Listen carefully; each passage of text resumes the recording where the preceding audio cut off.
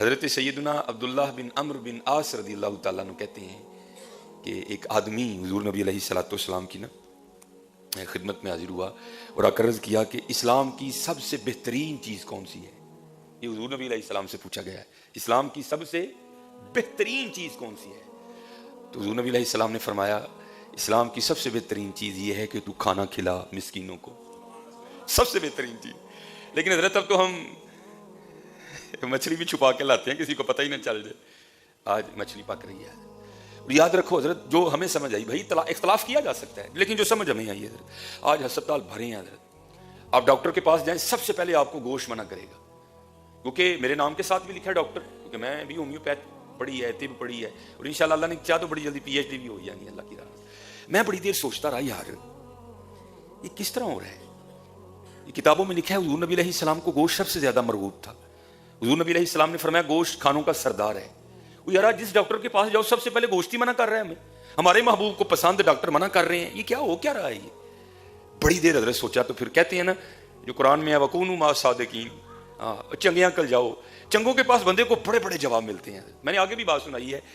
میں پھر گیا حضرت ایک دن اپنے استادوں کی بارگاہ میں، اور عمر مبارک اس وقت 86 سال ہے، پھر گوشت ہی پکا ہوا تھا، بیٹھے گوشت کھا رہے تھے.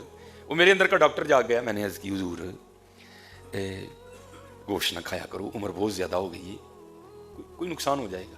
تھوڑا غصے میں آ کر کہتے ہیں کیا نقصان ہوگا؟ حضور کہہ رہے ہیں مجھے پسند ہے، تو جو حضور کو پسند ہے وہ کس طرح نقصان کرتا ہے. میں حضور آج ڈاکٹر سب سے پہلے منع ہی ریڈ میٹ کر رہے، نہ کھاؤ ہے. چلو آپ کو شاید کو نہیں کر رہا لیکن نہ کھائے. کہنے لگے منو کھ بھی نہیں ہونا ہے. میں نے کہا جناب وہ کیوں؟ فرمانے لگے یہ جن کو منع کر رہے ہیں نا ڈاکٹر، یہ گوشت کھا کے بیمار ہو رہے ہیں، اس وجہ سے بیمار ہو رہے ہیں کہ وہ اللہ اور اللہ کے رسول کے طریقے کے مطابق نہیں کھا رہے. میں نے کہا جناب وہ کیا طریقہ؟ تو آپ نے فرمایا پہلا طریقہ قرآن کا، کلو وشربو ولا تسرفو. کلو وشربو، کھاؤ پیو، ولا تسرفو، اسراف نہ کرو.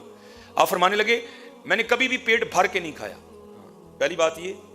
اور دوسری بات نبی علیہ السلام نے فرمایا کلیاں نہ کھاؤ، میں کبھی کلیاں بھی نہیں کھاتا.